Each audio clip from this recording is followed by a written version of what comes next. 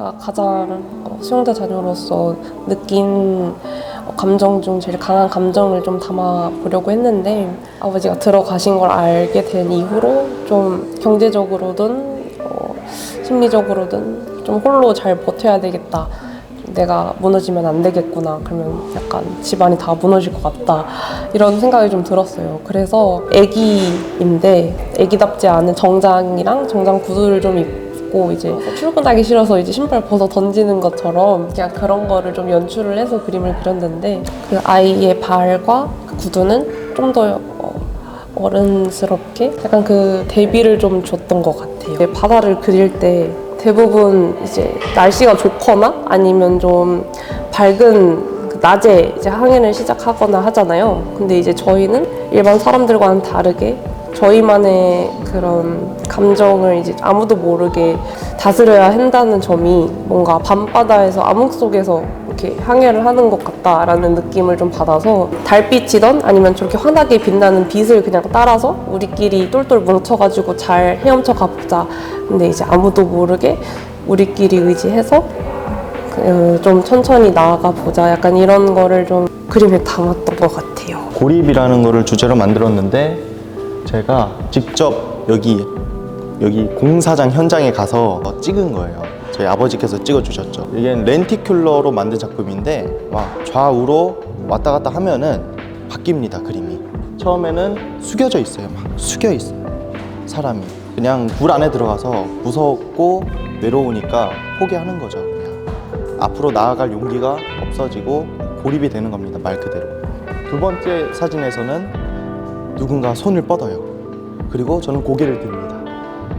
그걸로 인해서 누군가가 도와준다면은 충분히 거기서 빠져나올 수도 있는 그런 희망적인 상황을 제가 연출시킨 작품입니다.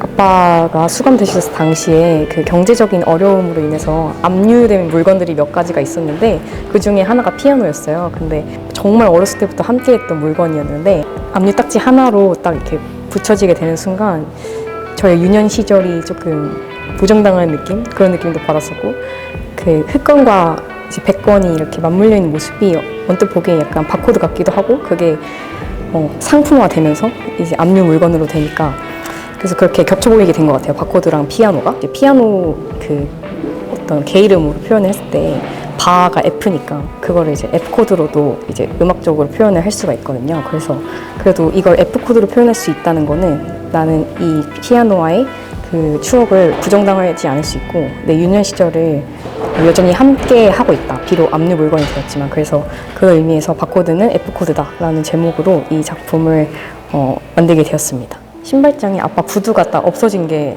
딱 수감 이후 가장 크게 느꼈던 변화인데요. 저희 집에서 발이 가장 큰 사람이 그런 아무도 신지 않는 구두가 이제 딱 사라지니까 그때 아빠의 수감 사실이 딱 크게 와닿더라고요. 아빠의 구두가 없어졌음에도 불구하고 공간을 차지하지 않고 각자의 자리를 지키고 있거든요. 그 말은 아빠의 신발은 비록 없어졌지만 아빠의 신발은 유령 그 자체로서 남아있다. 그러니까 아빠는 사라진 게 아니고 가버린 게 아니라 아빠는 그냥 만남이 지연된 거고 다시 돌아올 사람이다. 제목을 신발 유령으로 지었습니다. 이제 어렸을 적에 부모님의 손을 잡고 걷는 것은 되게 일상적이지만 떠올려 보면 되게 행복한 기억이거든요.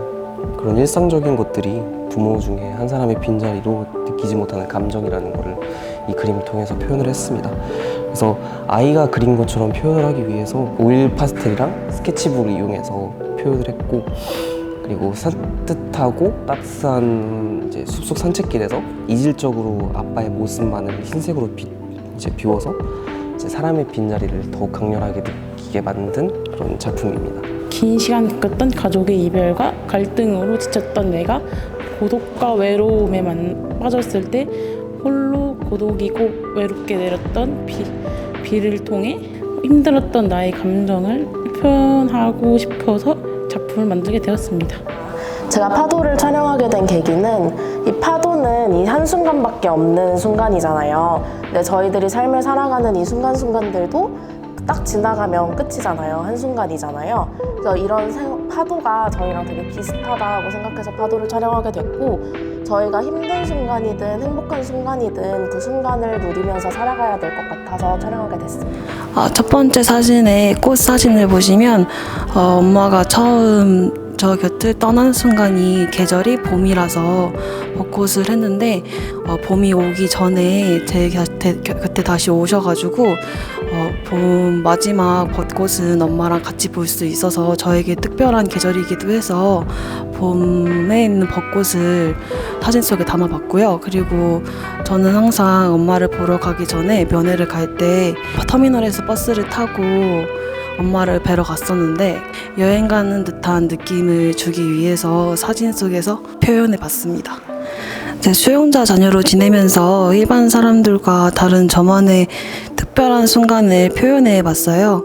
보통 교도소 면회라고 하면 우울하거나 부정적인 이미지를 많이 연상하시는데 저는 매주 면회를 갈 때 미래에 우리가 어떻게 살지 얘기하고 한 주 동안 뭐 했는지 서로 얘기하면서 행복하게 웃으면서 대화했기 때문에 저는 유리에다가 대고 있으면은 같이 마음이 통하니까 서로 손을 닿은 것처럼 느껴졌기 때문에 그림 속에서 이렇게 표현을 했고, 그리고 너무 우울한 느낌이 아니고 저는 항상 엄마를 만날 때마다 항상 웃는 얼굴이고 엄마도 항상 밝게 웃고 있었기 때문에 웃는 얼굴에 밝은 느낌으로 표현을 했습니다. 어렸을 때 아무래도 좀 그런 학대의 경험이 있었다 보니까 아무래도 이렇게 집에 있는 게 굉장히 좀 많이 두려웠었던 상황이었거든요.